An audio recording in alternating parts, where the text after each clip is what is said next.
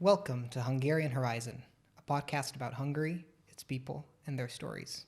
My name is Balázs Frei. And I'm Bálint. Here with us today is Attila Heim, head of Qatch, a Hungarian sport founded in 2018 at the International Teqball Federation. It's great to have you. Thank you so much for having me. Good afternoon. So, firstly, what is Qatch? So Qatch is a handball-based sporting activity that is played on a multifunctional sports equipment, the tech table. But it's not only a sporting activity, it's also a quality alternative training concept for handball. And can you tell us a little bit more about what teqball is? Yes, teqball is also a 100% Hungarian sports innovation.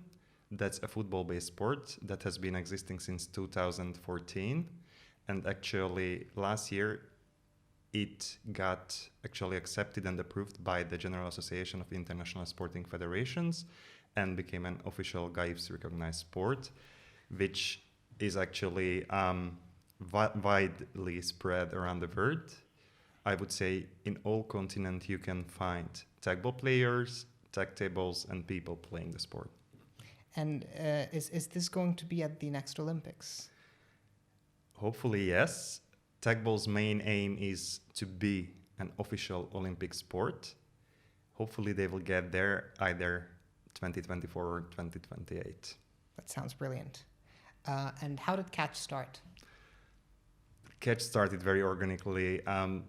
When people were playing teqball, they realized that what's more easy than playing with your feet, playing with your hands. So they started to throw the ball to one another, and then they realized, okay, how we can take it further.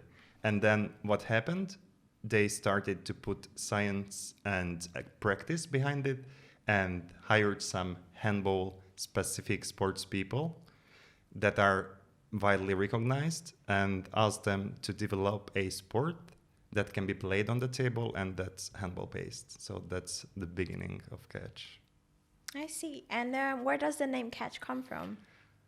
Wow, that's a very interesting question because all other sports that are played on the tech table called teqball, tech volley, tech pong, teqis, so all of them start with tech. Qatch does not. So it's a very, very funny thing because there is no story behind. They were like looking for a catchy phrase and somehow they ended up with Qatch. I mean, it's as good a name as any, if not better. And how did you become involved with this? Oh, that's a long story. We have time. Right. So I've always been working in handball. So I started my career in handball in 2009 when there was a junior handball European Championship organized in Hungary. And that time I was a kind of volunteer. And after that, I've been involved with several events as competition director in Hungary and abroad. In Hungary, I was working for the Hungarian Handball Federation as a contractor for more than 10 years, I guess. We did some amazing events, 6 editions of the Champions League Final, 4 European Championships, World Championships organized in Hungary. And then I also became involved with the International Handball Federation. I actually have been working for them since 2017. I've been to World Games 2 times, World Beach Games, Youth Olympic Games, several continental and World Championships. And I decided to leave everything behind and I moved to Japan and then to Australia, where handball is basically non-existent. And I started missing handball. And that's the point when I saw the job ad from teqball looking for a head of sport for Qatch. And when I read it's a handball-based sport, I was like, all right, that's interesting. That's something different. It's not only about competition. It's more about developing a brand new sport, building up something from scratch, is building a community, doing something great, creating value through sport. So I was like very keen on taking this new job on. And then I got selected. Then I moved back home from Sydney. Wow, I see. You have quite an interesting education history. Why did you choose to focus your studies on the Olympics and to study that in Greece and then Japan? I think it all started when I got injured. I was playing handball on a competitive level when I was like 14 and onwards. And I got injured when I was 18. And basically, I had to give up playing handball because of my shoulder. And it was that time when I had to choose a university where I wanted to actually go to after the A level. And what happened, I was not able to play sports anymore, so I wanted to stay involved with sport, and therefore I chose the University of Physical Education in Budapest. That year they started the first sports management bachelor course, full-time course, and I actually got approved by the committee, and I was one of the first students that were able to study sports management as full-time students at the University of Physical Education. And when I was a bachelor student, there was a possibility to apply for your Erasmus scholarship. And that's when I actually went to Amsterdam, and I studied at the University of Amsterdam. I think it's called now Applied Science University of Amsterdam, doesn't matter. And that was the best 6 months of my life. And this is when I actually experienced something extraordinary. I was in a totally different culture, totally different setup. There was no one around me who was from Hungary. So it was like an eye-opening and life-changing experience. And after that, I was looking for opportunities to study abroad. And I knew that time that I just wanted to be in sport. And when I saw the application, the call for application from the University of Peloponnese and the International Olympic Academy concerning the Greek program you mentioned, I was, okay, I'm all in. Let's see if I can get selected. And I got selected. And this is when I fell in love with the Olympics. I think since I was a child, I've always wanted to be somehow part of the Olympics. And when I had to realize that it was impossible for me to be there as an athlete, how I was like, okay, how can I do this? How can I do this? And I realized the only way how I can do that is through studying. So I started to study, I started to self-develop myself, and I fell in love with events. And when it happened, it was very obvious for me that I want to learn everything I can about events. And the biggest sporting event is the Olympics. So I just wanted to learn from the best people and about the biggest events possible. So this is how I ended up in Greece. It was a very fun experience because actually the education took place at the IOA sanctuary, which means that it actually was in Olympia, where the ancient Olympic Games were held. That's a very magical place. So this is how I ended up in Greece. And then I realized that if I want to actually learn something hands-on, I need to go somewhere where the Olympics are being held at that moment. And this is how I went to Japan, because when I enrolled in that master's program, that was the last phase of the preparation for the Olympics. So actually I learned from the best people doing the Olympics. And of course, I was also working in the event sector, doing the biggest handball events all over the world, but Olympics is totally different. So this is why from Greece, I moved on and I went to Japan.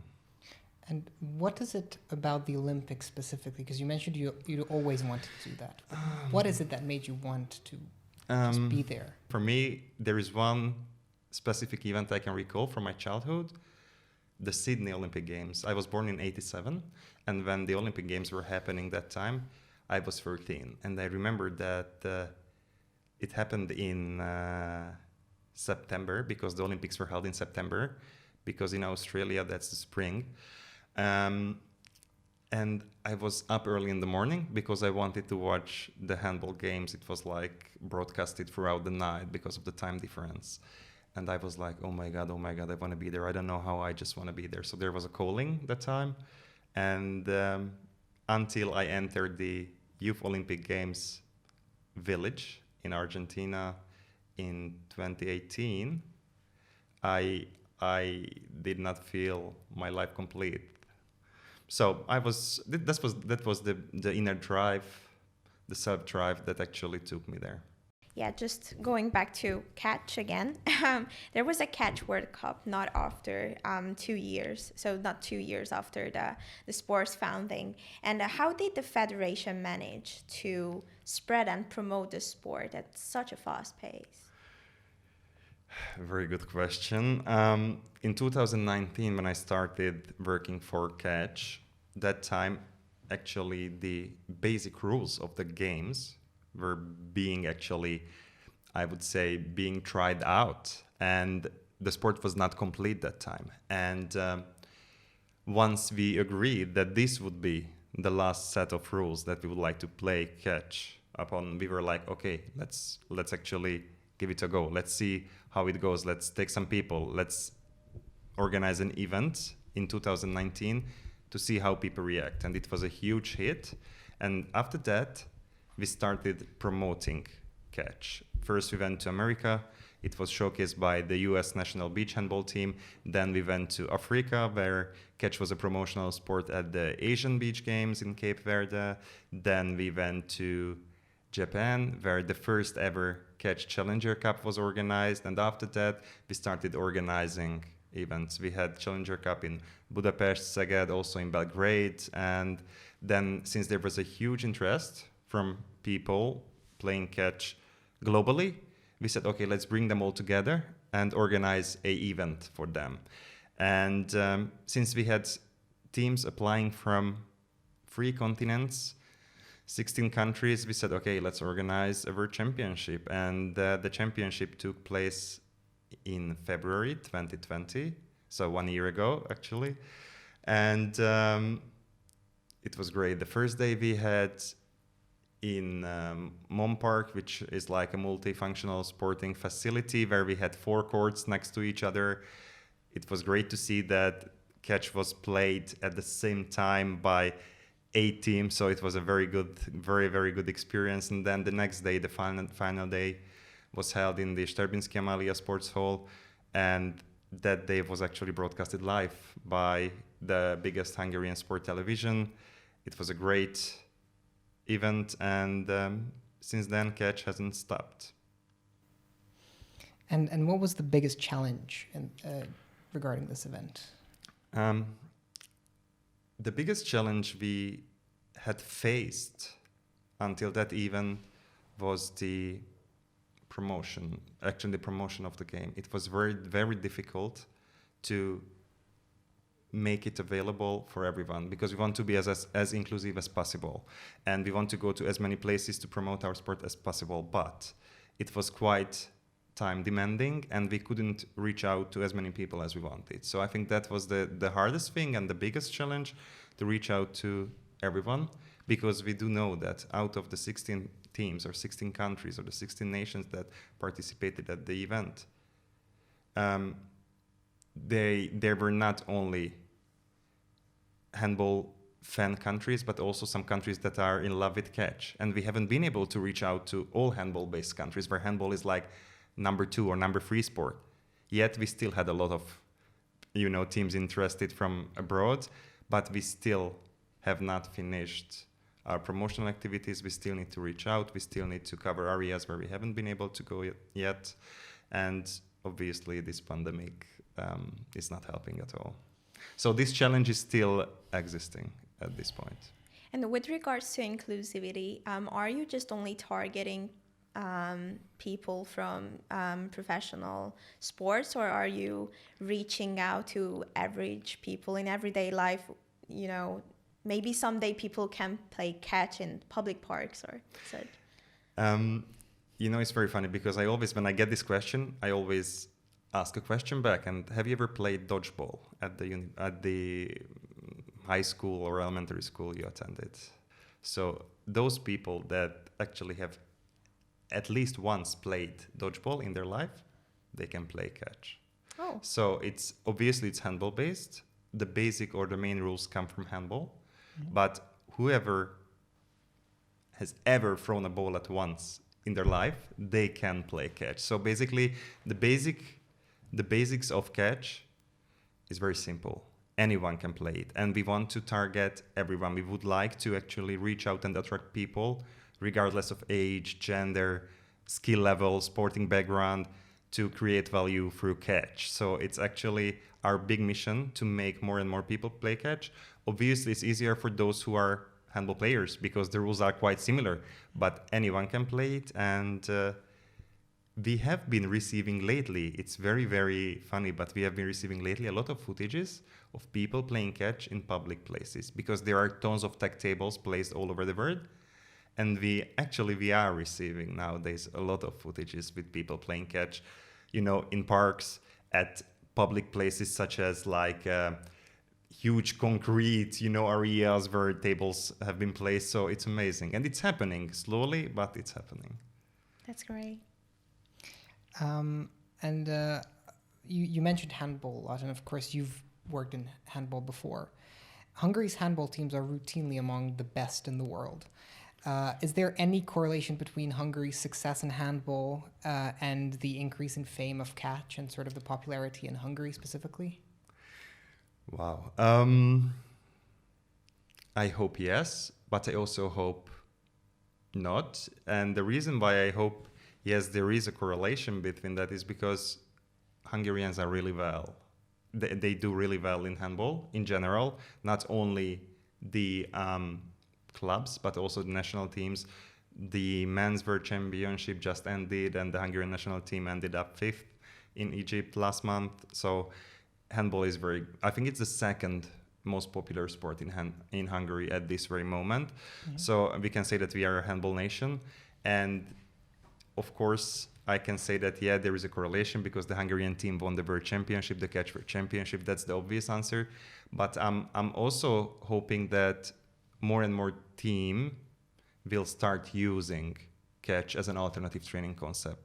Because, for example, we had a promotion at the Győri Qatch, which is a 5-time Champions League winner women's handball club.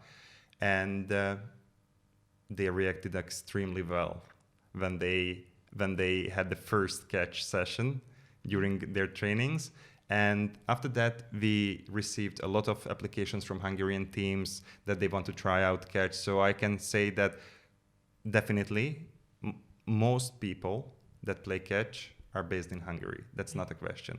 But I also hope that catch goes beyond Hungary's borders. And we also have several tables placed in other countries. For example, 2 times Champions League winner HC Vardar also has a table. In Denmark, there are tables. In Germany, there are tables.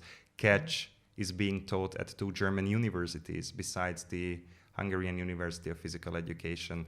So now I can also say that catch is not only a Hungarian sport innovation that is played and is a hit in Hungary, but also abroad.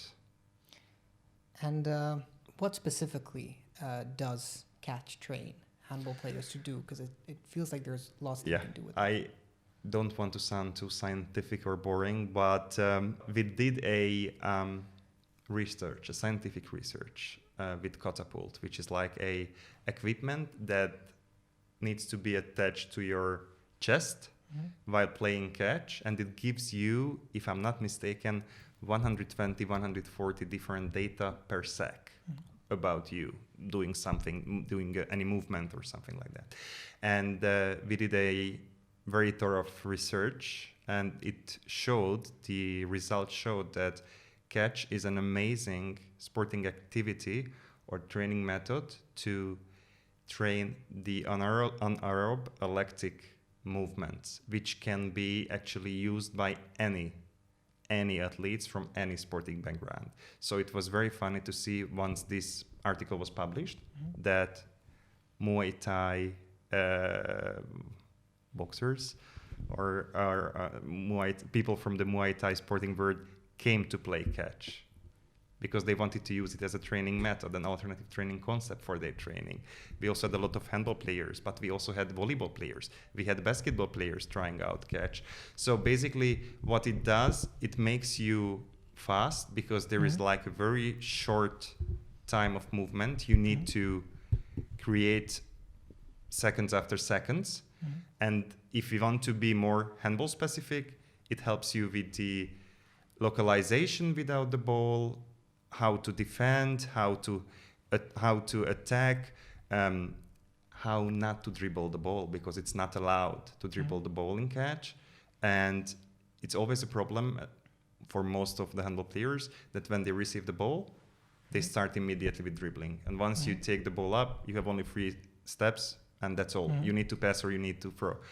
In catch, there is no chance to dribble the ball. So you need to move a lot. You need to find the free spaces. You need to use actually your anticipation. So actually it's not only helping for developing physical features, but also mental and coordination, teamwork, decision making, fast decision making. So it helps on so many levels. Can it only be played in teams?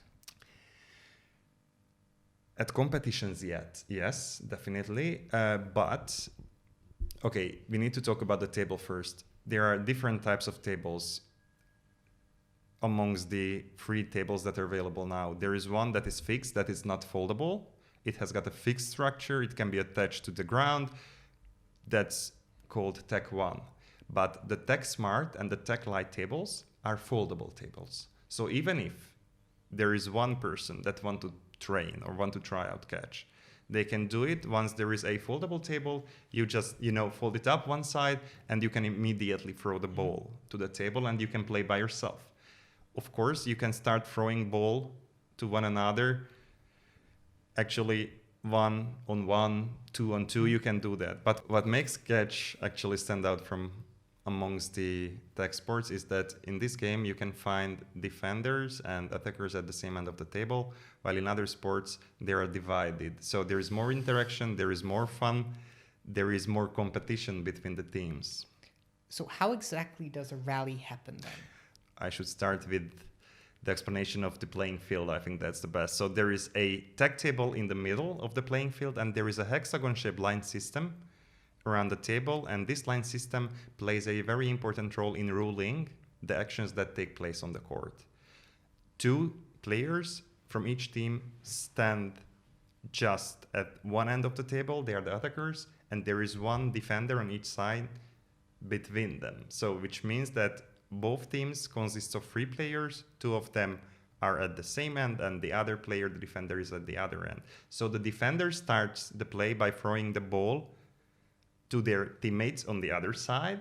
They catch the ball, and once they catch the ball, their opponent, the defender, can come in and the defender can start their defending activity. So the defender tries to catch the ball, tries to actually make the attacker's life very difficult and tries to prevent them from returning the ball. So once the attackers have the ball, they need to leave the hexagon, and from outside the hexagon, they can and they have to throw the ball back, but once bouncing on the table. The important thing, they've got only 3 passes before they return the ball. So if the defender does an amazing job and they cannot return the ball within the given 3 passes, then the point goes to the defender's team. But if they can return the ball and then the opponents cannot catch the ball after it has hit the table, then the point is over and then the throwing team receives the point. So basically, in this game, they throw the ball to one another in a very intense manner, and the biggest goal is either to once bounce the ball on the table in a way that it cannot be caught, or for the defender to prevent the attackers from returning the ball, so the defender can also score a point in this game. Because usually, what's the case with the defending activities in any sports? As a defender, you can't score. Even in handball, there are people that only defend. They will never score because they are not even, they are not even playing in attack. So in catch, as a defender, you can score a point as well. So that sounds super fun. You should come and try once. We have open trainings when COVID is not around, so come and try out catch. I think we will. We will. So you kind of talk about the long-term plans regarding catch, but are there any specific goal sets or where do you expect the sport to be by 2030? All right. I think that's the toughest question I have ever been asked. In 2030, hopefully catch will be well known all over the world. So if you happen to have the right to travel again, and if you go to somewhere, I would definitely ask you to ask local people if they know what catch is, and hopefully they will say yes, because if that's going to be the case, then we have done our job right. But on a more serious note, we would like to actually expand our players base. We would like to partner up with the respective international handball federations, such as International Handball Federation, European Handball Federation, other continental federations. We would definitely want to be an alternative to handball, which actually complements handball. So we are not against handball, we are for handball. We are kind of part of or kind of handball, but we are also different. You know, for handball, you need at least 7 people if you want to play indoor handball. If you want to play beach handball, you would need 4 people. For catch, it's only 3 per team, which is actually quite right, because usually there are 3 friends that can play catch easily. You can't play handball unless there are 7 friends, you know, in the same sporting hall. So we would like to use this edge and actually be widespread. We would like to be present at international sporting events, definitely. And we would like to be in a very good, fruitful relationship with the respective handball governing bodies. And do you think that this might become a sport that they teach at PE in Hungarian schools? Because it sounds like something that would be perfect for it. Yes and yes. It's been taught already in some schools, because I think, if I'm not mistaken, at the end of 2020 in December, 300 to 400 schools purchased tech tables, and we have put together teaching materials. We also have training materials for kids and adults aged from 10 to 18, 20, 24. So we have different drills with videos, with, you know, written exercises. We have actually prepared these materials that can be of help to PE teachers to teach catch. And we have been to so many schools as part of their open days, open sporting days, where all tech sports were introduced. And I can tell that kids loved playing catch, because it's a bit different. They are familiar with dodgeball, and it's more challenging for them to use a table. So it was amazing to see. And yes, the big aim is to educate more and more PE teachers to actually come up with accredited teaching programs that actually they can choose as part of their teaching practice. And once they are trained, they can implement that in their teaching.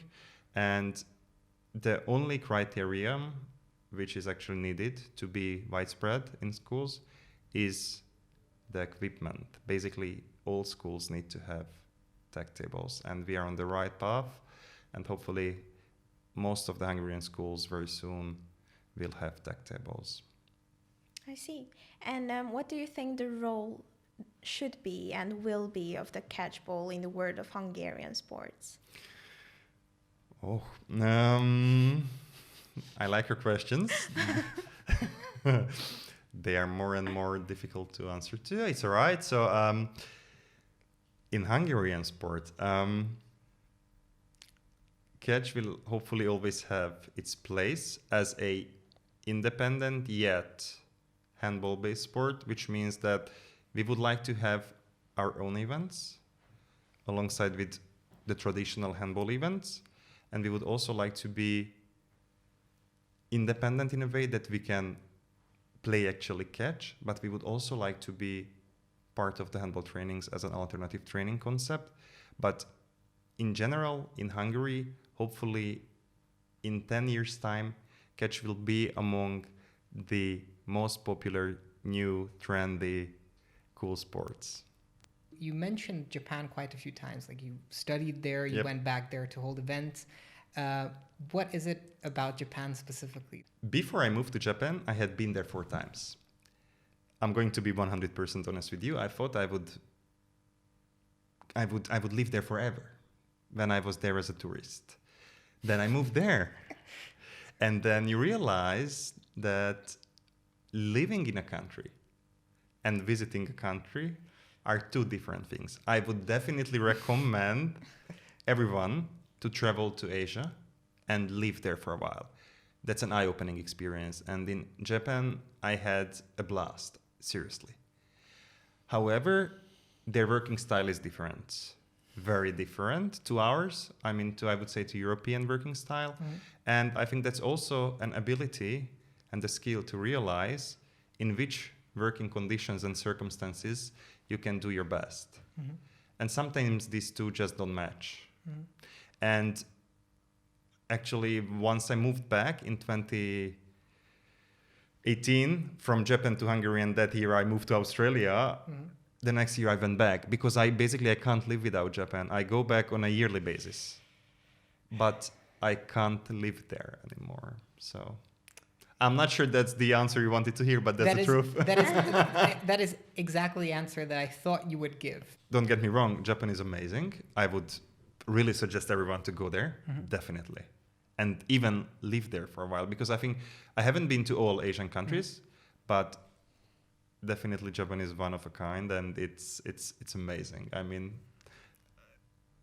I lived very close to Tokyo. I spent most of my time there, but my favorite place is Okinawa. I have been there a few times, and Okinawa really is like a little Hawaii in Japan. Because you also got to live in Sydney. Yes. What was it then about Sydney specifically that made it your favorite city? It all started in Japan. I was living in Japan, and then I went to Australia for 5 weeks, and my main task was to help the Australian Handball Federation with organizing their first ever school handball championship. And that time I was living in Sydney, but the event took place in Canberra. So I got to look around in another state, in another city as well. And actually that experience changed my life, because that feeling that you can actually experience only in Australia, the laid-back people, the atmosphere, how supportive they are, how welcoming they are, how friendly they are, how amazing the working conditions are, how differently they look at work in general. It's like it was totally new to me. And I had worked at several countries as an event specialist, competition director, before I went there for the first time, but I immediately felt that, okay, that's the mentality I am more attached to, or the most attached to, and I can associate myself with. So I was, after that experience, I was looking for a way to go back. And once the Japanese experience ended, I made the boldest decision in my life, and I moved to Australia right away. And Sydney became my home, far away from home. And the people I met there made my entire stay amazing, and I'll definitely be back. You should also visit Australia if you get a chance. Thank you very much for being here. It's been an honor to have you. It's been a really great conversation. Thank you so much. It was my pleasure talking with you guys. Thank you. Thank you.